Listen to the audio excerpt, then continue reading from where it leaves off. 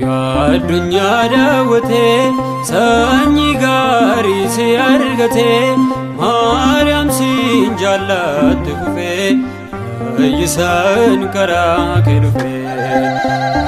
Addunyaa daawwatee sanyii gaarii si argatee Maariyaam siin jaallatte kufee fayyisaan karaa kee dhufee.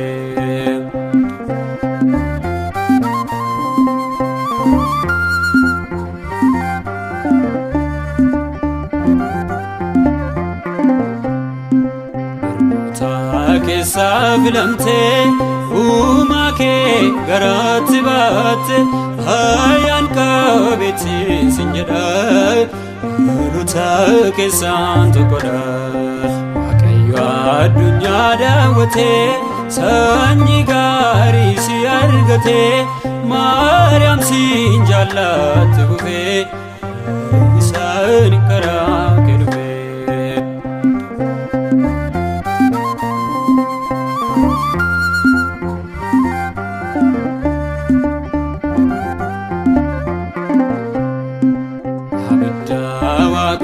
Battee suuraa feelit kan ulfaate seerra namatee adakoo qorichi abdii lubbu koo.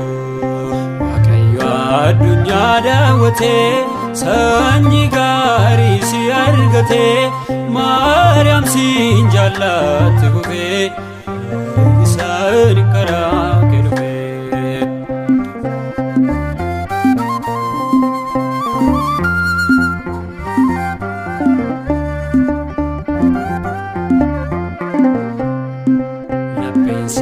Waan gaarii baasee abbariyaa gosi si faarse anis naan himaan fedha kee haadha gooftaa koo ta'uu kee. Waaqayyo addunyaa daawwatee sanyii gaarii si argatee Maariyaam siin jaallatte kufee isaan karaa kee dhufee.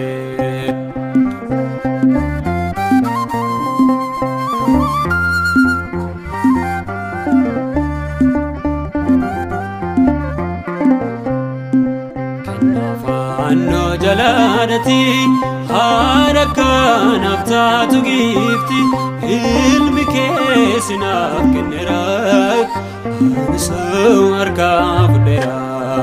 Waaqayyo addunyaa daawwatee sanyii gaarii si argatee Maariyaam siin jaallatte kufee fayyisaan karaa kee dhufee.